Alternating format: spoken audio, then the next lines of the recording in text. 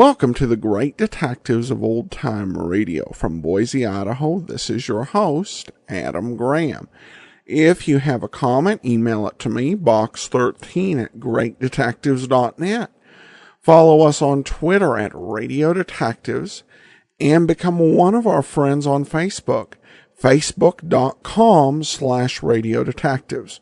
Well, before we do get started, I do want to encourage you, if you've not already, to pick up your copy of Slime Incorporated. It's my first ever full-length detective novel, and it's got a feel of some classic detective fiction with some modern style worked in. It's the story of Cole Eustick, a private investigator trying to find the truth behind a case, political corruption, and murder set against the backdrop of the Idaho governor's race. You can pick this book up as a paperback or as an ebook or audiobook through audible.com or through the iTunes store. Well, now it's time for today's episode of The Adventures of Philip Marlowe. The original air date, February the 14th, 1950. And the title is The Grim Echo. Get this and get it straight. Crime is a sucker's road, and those who travel it wind up in the gut of the prison of the grave. It could have been perfect. Snowbound in a mountain lodge with a girl who was falling in love. But also present were a widow sick with rage, a bitter old woman, and a jealous man. All with reason to hate me more than anyone else in the world. It happened like this. From the pen of Raymond Chandler, outstanding author of crime fiction, comes his most famous character in The Adventures of Philip Marlowe.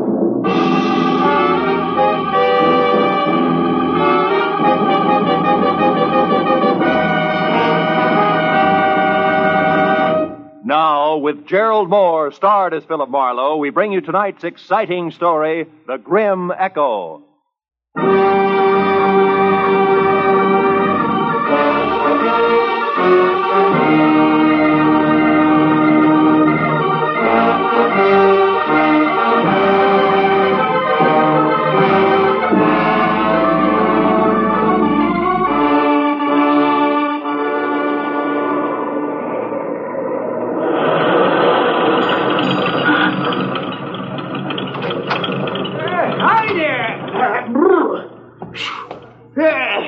Some snowstorm, eh? Yeah, it's pretty thick. Yeah.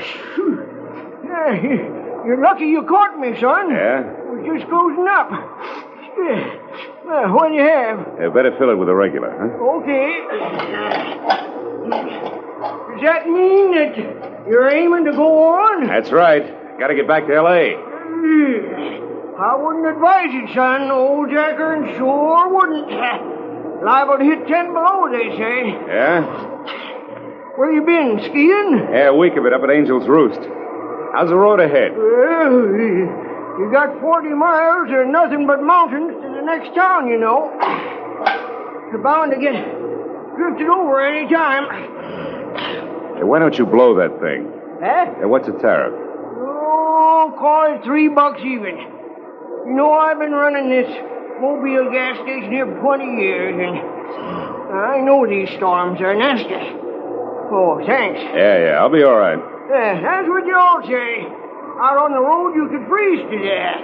Real easy. And this plaid shirt I'm wearing, you're ripping me, Pop. Listen, that shirt won't even start to keep you warm on a deserted highway in this blizzard. Take it from old Jacker and Son, I know. Yeah, well, thanks anyway. So long, old Jacker.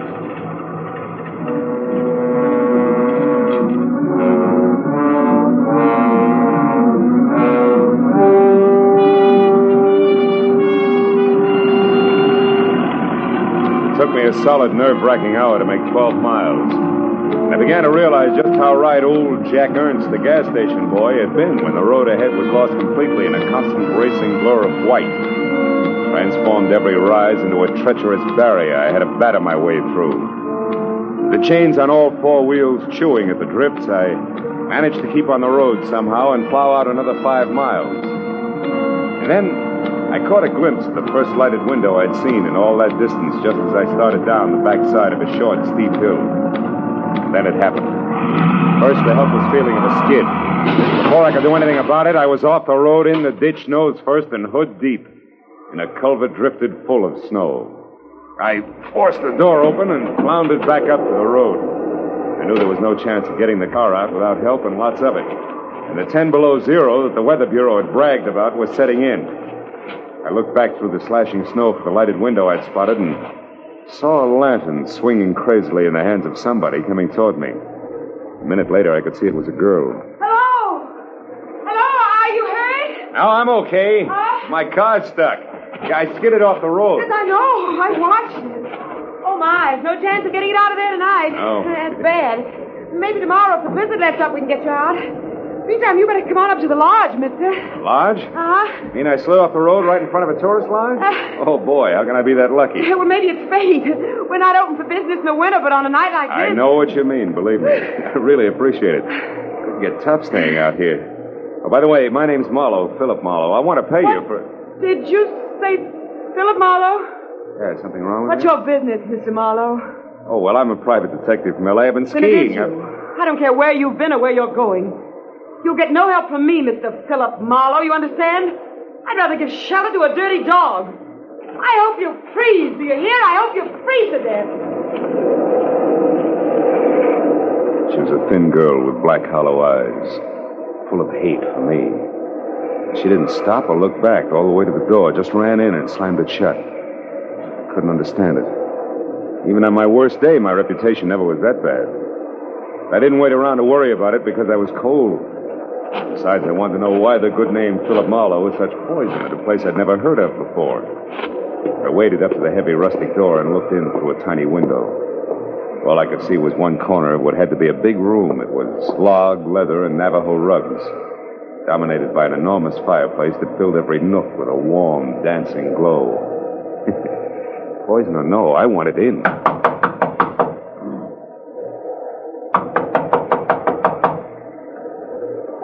Just a minute. Oh. Hello. Hello.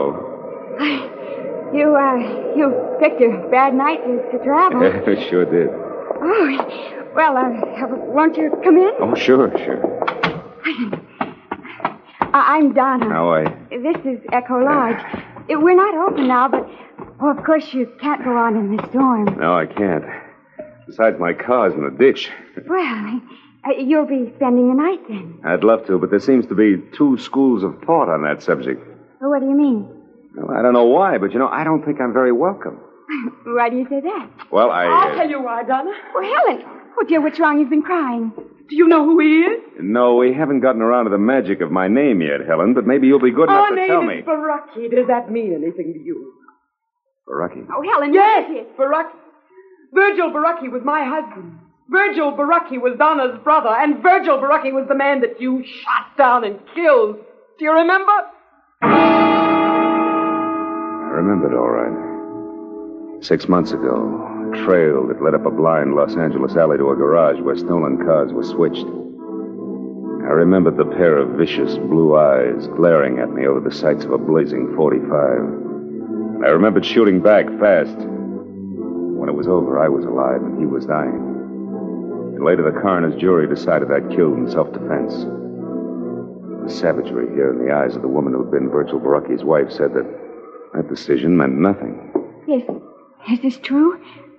Are you the one who... Yeah, it's true. I shot a man named Virgil Baraki. I had to or be killed by him. There was no choice. You liar. You killed him in cold blood. Now get out of here. You've done enough to us. Get out. Helen, stop it. Oh, Mama, Baraki, listen, Mama. This is the man who killed Virgil. I know. I've been listening and I heard everything.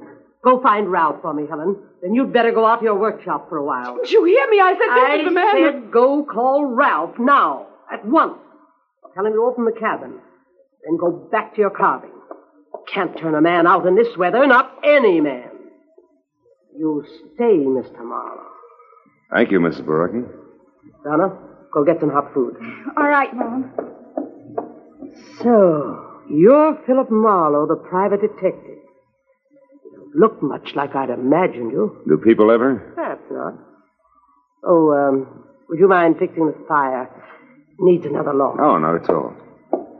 You, were stopped by the storm, Mr. Marlowe? Yeah. My car skidded into the ditch about 50 yards down the road. I see. Almost at our doorstep, you might say. rare coincidence, isn't it? Almost too rare, Mrs. Barocki. I'm sorry the circumstances are painful for you. I've grown used to that kind of pain, having lost both a husband and a son. Fate up to now has never been very generous. Do you believe in fate, Mr. Marlowe? I don't know. Oh, some things happen for which there's no explanation, maybe, No explanation? Who knows? Perhaps everything happens according to a prearranged schedule. And for a purpose. Oh, come on. You don't really think I was deliberately shoved off the road at exactly this spot for a reason? Oh, you might admit it's strange, though, that there was a house nearby just when you needed one, and that it was our house. Oh, thank you, Donna. Oh, it's only soup, but it's hot and good, and it's fresh bread. The coffee will be ready in a few minutes. Go ahead, Mr. Marlowe. Sit down. It'll do you good. Thanks. Looks wonderful. In the meanwhile, I'll check up on Ralph. He should have the cabin ready by now. It's small, but you'll be comfortable. There's a fine big oil heater in it. I haven't worked one for years. You won't have any trouble. Tell me, who is this Ralph? Ralph Tolman, young fellow who lives near here. Ralph works for us in the summer. And looks after us in the winter. He's staying over tonight because of the storm. He was my son's best friend. Oh, don't let the soup get cold, Mr. Marlowe. The soup was thick and delicious, and the coffee was rich, black, and steaming. Donna sat across the table and watched me eat. There was no hatred in her eyes. I looked for it closely. It wasn't even animosity. Only confusion and, for some reason, a shadow of fear. But as an hour slipped by and the conversation came easier, the shadow disappeared. Her eyes even began to smile a little. When I'd finished down to the third cup of coffee and started to help her clear the table, the cup slipped. We both grabbed for it, caught one slim inch from breaking, and wound up together on the floor. Our faces close. Why, Phil, we did it. What a team. Table waiters or jugglers? Oh, we could double as both and make a fortune. Oh, Ralph. Yeah, Ralph. What's going on? We have almost dropped the cup. Uh-huh. That sure would have been too bad, wouldn't it, Donna? You only got about 50 like that one. I don't know why it's so important to you, but for what it's worth, I was the one who dropped it. It's not important to me. I guess other things aren't so important to Donna either. Think you can get it out to the kitchen now without any more help, Donna? Ralph, it's high time that you... Mrs. Barocki asked me to tell you the cabin's ready, Marlowe. Thanks. No thanks necessary, mister. It's just part of my job. Guess everybody's job has its lousy side, huh? Even a private detective. Some of them get trigger happy, I heard. I'll see you, Donna. You better get out there right away, Marlowe. Donna's got 4 whole dishes to carry out, and at the rate she's been going, she ought to get started or she'll never make it. Keep your fat trap shut, Buster. You're causing a draft. Tolman walked behind me as far as the door and pointed through the snow to a tiny square of light sitting apart from the rest of the buildings that made up Echo Lodge. As soon as I was outside, he slammed the door against my back and bolted it. I stood on the porch and thought about the setup for a minute while I lit a cigarette. Then I stepped out into the snow and headed for the cabin. Halfway there, I could see it clearly. It looked snug and warm. And under the circumstances, I knew it was better for everybody that I was sleeping outside the main lodge. But then I saw a sudden flash and felt the impact before anything else. Right in front of me, the cabin lurched. One entire wall burst out and the roof collapsed. A second later, as I ran toward what was left of it, I could hear the others coming. The cabin blew up. The heater must have exploded. Bill, are you all right? Yeah, I'm okay, Donna. What happened, Marlowe? I don't know, Tolman. Must have been the heater, but I can't understand it. The heater exploded? Yeah, Helen, that's the way it looks. But it was working okay when I left. I guess it's not going to burn, though. The snow put it all out. Bill, just another few seconds and you'd have been in there. You'd have been killed. Yeah, maybe that was fate, too, huh? Maybe. Donna, get away from here. Now, Helen! I wish you had been in there, Marlowe. You deserve it. Stop it, Helen. He's got no business here. Stop it, Oh, you let me alone. But Lord, after what he's done to us, how can you bear even to look at him? Oh, Helen, come back here. Let her go. This was an accident, Donna. An accident, you hear? They happened. Don't say, Mr. Marlowe. Oh, sure. Everybody knows accidents will happen, Mrs. Barocki. Of course, but Oh, then let's get back into the house before we freeze to death. You can have my room now. I'll sleep with Donna. Come along, all of you.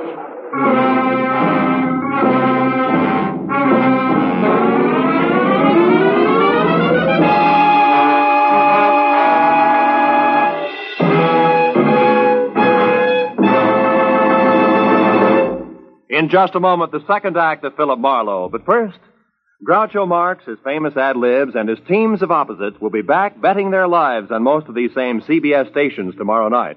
You've missed half your life if you haven't bet your life with Groucho Marx on Wednesday nights this season. Hear him on this top quiz show tomorrow night on CBS. Now, with our star, Gerald Moore, we return to the second act of Philip Marlowe and tonight's story, The Grim Echo.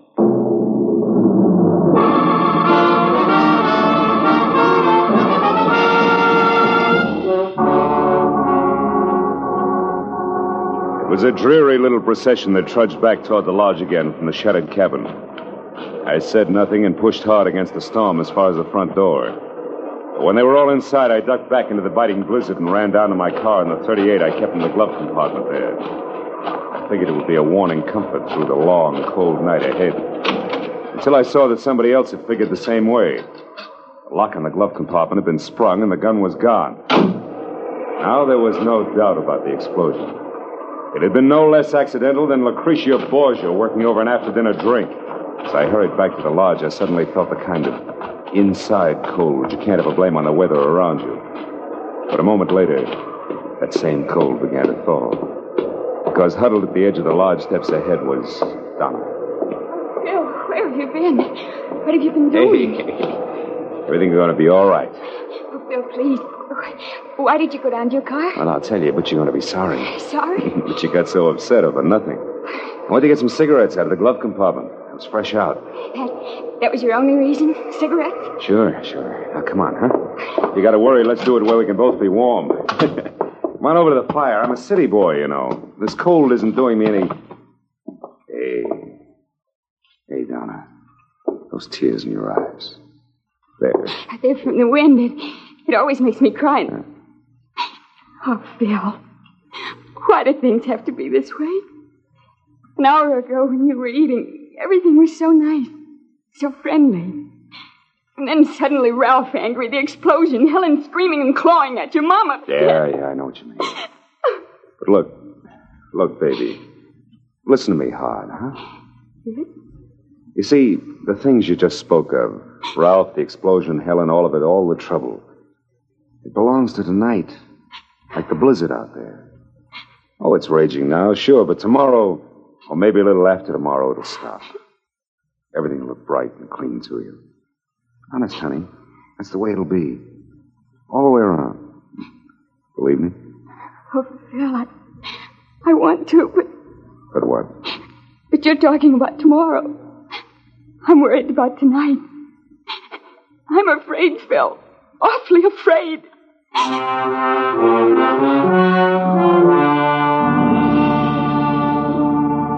I spent the next 10 minutes trying to convince Donna that there wasn't anything to worry about. And then when she'd gone to her room, I went to mine and started all over again, trying to convince myself. The out-of-season fireworks at the cabin and a gun stolen from my car made that a very tough proposition. And I checked the room, which was on the ground floor and close to the kitchen. And then I bolted the door and looked forward to some much-needed sleep. After that, I took off my shirt and shoes only, got into bed, and waited for sleep, which a weekend of skiing made more important than a cabin full of hate. Suddenly, I was wide awake and sitting straight up in bed. The footsteps could have belonged to my dream. The door that closed couldn't have. I scrambled out of bed and ran to it, but it was still bolted. So I turned to the single closet in the room and opened it sharply. It was empty, except for a long, thin finger of light that streamed through a keyhole. A keyhole that belonged to a door at the rear of the closet that gave out onto the kitchen. Obviously, the closet had once been a pantry. I tried the door, but it was bolted from the kitchen side. I got into my shoes, grabbed my shirt, and ran out of the room, around to the kitchen, and smack into a very surprised Ralph. Marlowe, what are you doing up and roaming around? I'm a sleepwalker. What's your excuse? Come on, let's have it. I'm through playing target for tonight. Talk! Get your hands off me, Marlowe! When I know why you're here and exactly what's on your mind, I will, not before. Well, have we come to terms? All right, let go. I'm here because my room is on the ground floor, and I heard somebody cross through the house and come into this kitchen. So I decided to investigate. You're a liar. You were in my room, Tolman, and you know it. You got in through the door that leads into the closet. Come on, Buster, let's level. We're keeping each other awake. Listen, Marlowe, I don't like you. Honest? And I don't like the way you and Donna are... The way we're what? Come on, boy, get it off your chest. Never mind that now. Look at this. Wood shaving, so what? Yeah, found it near the door to the closet in your room. Might also be the answer to who your visitor was. She left her calling card. What do you mean, calling card? Helen. She's always covered with these shavings. She makes things out of rough pine. Where is this workshop of hers, Tolman? Out in the back. Just beyond the barn. What are you going to do, Marlowe? Not that it's any of your business, but I'm going to see the lady, and I'll see you.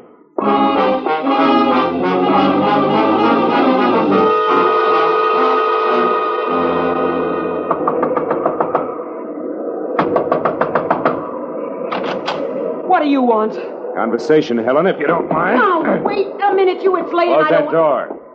I will not. Then I will. Now get over there and sit down. We got a few things to clear up. Like what? The way you murdered my husband, perhaps? Cut it out. Stop it, Helen, or I'll push your arm off. Let me go, Just as soon as you decide to behave. Those nails of yours draw blood, baby. What, are they going to be good?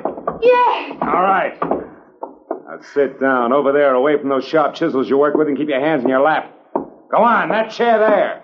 Very well, Mr. Marlowe. Anything to accommodate the man who murdered my husband. Which brings us right to the point. You deny it. You deny that you shot him down. I fired in self-defense. That's a rotten, stinking lie. You did it to feather your own nest, to be a hero to the police and the newspapers. You're wrong, Helen. I killed your husband because I had to. He was on the wrong side. Oh, don't make me laugh. You call trying to get money for his family, for me? You call that being on the wrong side? So much that he should have been killed, shot down by the likes of you? Oh, Mr. Marlowe, you have no idea how through these past 6 lonely months I've thought of you. I've wondered what you looked like, what the man who killed Virgil was doing, how you'd like to meet the same death you brought to my husband under the brave banner of law and order. Now, wait a minute, And listen. don't think I didn't plan your death 1,000 times over. Don't think I didn't approach Mama Barucki, Ralph, even sweet little Donna with a delicious thought of revenge. No, they talk like you talk, Mr. Marlowe. Virgil was doing the wrong thing. He was caught. It wasn't right or wrong. It was him or me. Oh, you shut up and listen. Sure, Virgil was stealing, all right. Was stealing from me, his wife. That's why he left here. That's why he tried so hard. That's why you had no reason to kill him. And that's why you should die, too. Oh, that's also why we had an accidental explosion at the cabin I was supposed to sleep in, huh? I was clumsy. I was hasty. I won't be the next time. You're completely out of your mind, Helen. Out of my mind? Of course I am. Did you think this existence, this living without the man I love, could leave me otherwise?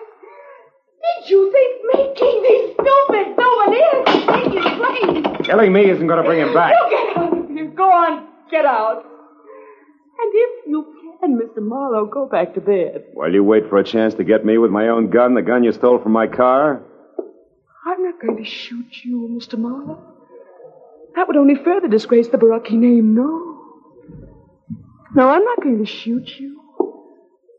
But I am going to get you.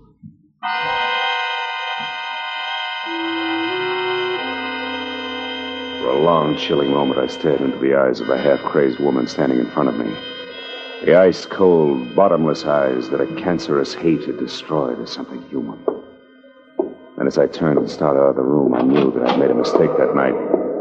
Virgil Barucki had died in my arms. A mistake I had to correct before it was too late. And there was nothing left of Helen but the ruthless machinery of a mind dedicated to murder. I headed back to the house and talked with Mama Barucki, which I figured had to be the first immediate step. But when I'd gone only a dozen yards from the workshop, I stopped. Phil, I'm over here. Donna, what are you doing out here? I couldn't sleep, Phil. I was too worried about you. And then when I saw you leave the house from my window and head for the workshop, Phil, your face.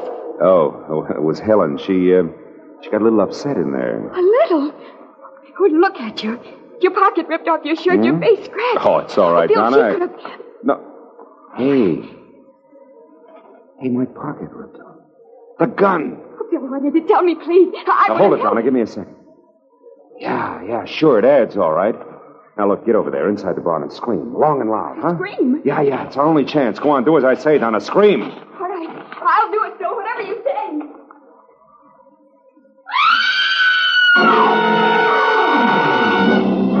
second Donna cut loose, I stepped out of sight behind a tree that was opposite the barn, and I kept my eyes glued to the door of the workshop I just left. I waited for the shattering report of the gun I was afraid I'd hear. But then the door flew open, and Helen was running out toward the barn, and Donna screamed. My .38 clenched in a handkerchief in her right hand, a look of stark bewilderment stamped over her face. Donna, answer me. What's wrong? Donna, what are you doing there by the barn? I don't know. What do you mean you don't know? Leave it to me, Helen. Let's have that gun back without further discussion. Yes. There. Now get back against that wall and don't move an inch. No.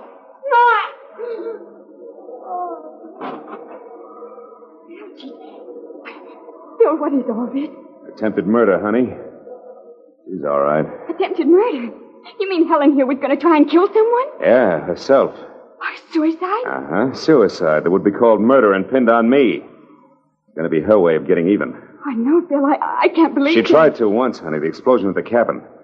When that failed and everybody knew how she felt about me, a warped mind hit upon this little plan, and all the pieces would have fit tight, too. What pieces? What do you mean? That one, we argued. Two, she came to my room tonight and ripped the pocket off this plaid shirt so that we'd find it clenched in her hand after she was dead. You see it? Oh. 3, she stole my .38, which has my fingerprints on it.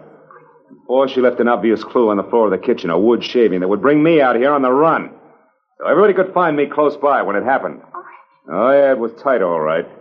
Tight as a hangman's noose. And then she was going to shoot herself, Phil, just after you left her. And that's why you made me scream? Yeah. And that's why now, Donna, later tonight, I'm going to tell her something that I intended to break to her gently. Oh. Something I was going to tell Mama Baraki first. Something I hoped would straighten her out. What, Phil? Well, your brother Virgil didn't die the moment he was shot, Donna. He lived long enough to ask one thing of me. What are you trying to say, Phil? That I never let Helen or you people here know about the woman he was in love with in L.A. The woman through whom I tracked him down. Oh, Phil. Yeah. Well, I guess it wouldn't be good for her. If I was around too much? No, honey, not for a while, anyway. Wouldn't be good for any of us, huh? Come on, Donna, let's get her into the house. Yes. Yes, Phil.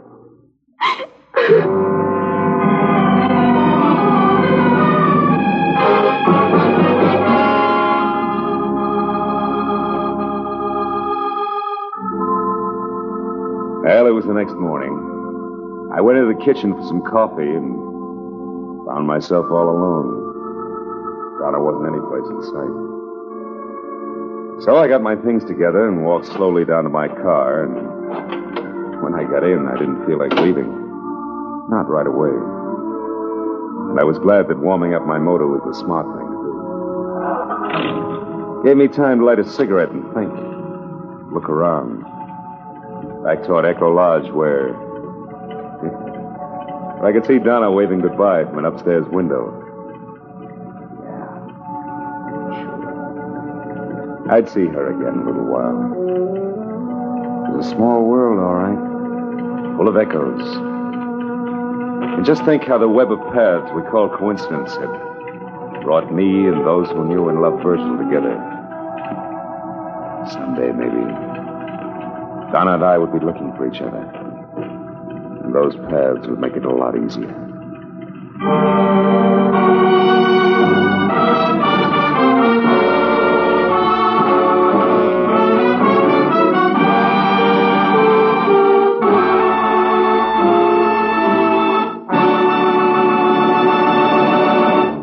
The Adventures of Philip Marlowe, bringing you Raymond Chandler's most famous character, star Gerald Moore, are produced and directed by Norman MacDonald and are written for radio by Robert Mitchell and Gene Levitt. Featured in the cast were Sammy Hill, Betty Lou Gerson, Verna Felton, Frank Gerstle, and Junius Matthews. The special music is composed and conducted by Richard Arant. Be sure and be with us again next week when Philip Marlowe says... This time a peddler of pulp paper love, a blackmailer with muscles, a south-of-the-border chiseler, a simpering prude, and a corpse in a bedroom, all had one thing in common. Each was a woman.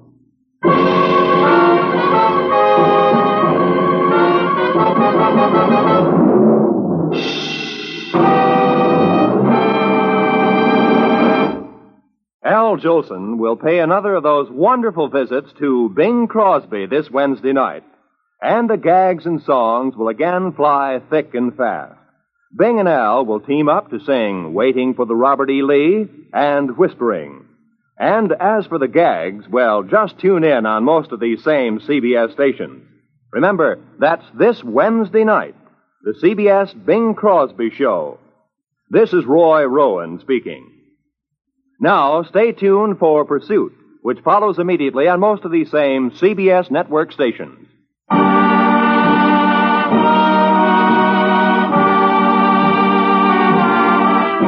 This is CBS, where you bet your life with Groucho Marx every Wednesday, the Columbia Broadcasting System.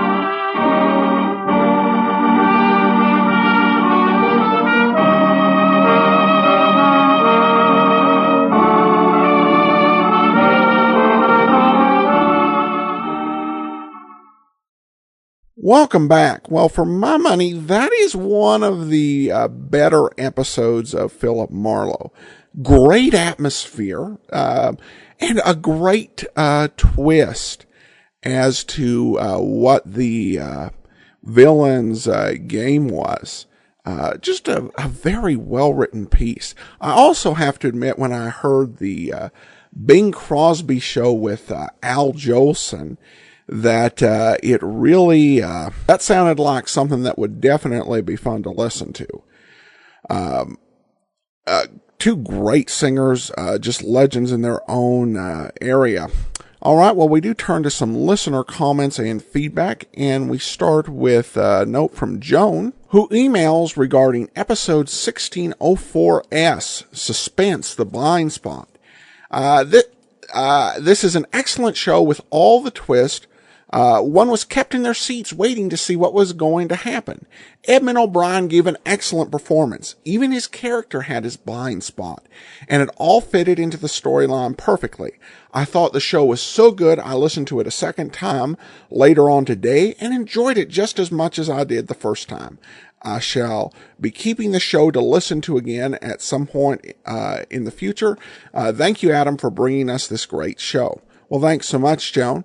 And I do know that many of our listeners have got a very regular pattern where they'll listen to the podcast in particular episodes as they're going to work. If you can find a little bit of extra time, I definitely do encourage you to take a listen to The Blind Spot. It really was a tremendous special, and I'm glad Joan enjoyed it. Well, that will do it for today. Join us back here tomorrow for Nick Carter. And then next Wednesday, another episode of The Adventures of Philip Marlowe. In the meantime, send your comments to box13@greatdetectives.net. Follow us on Twitter @Radio Detectives and become one of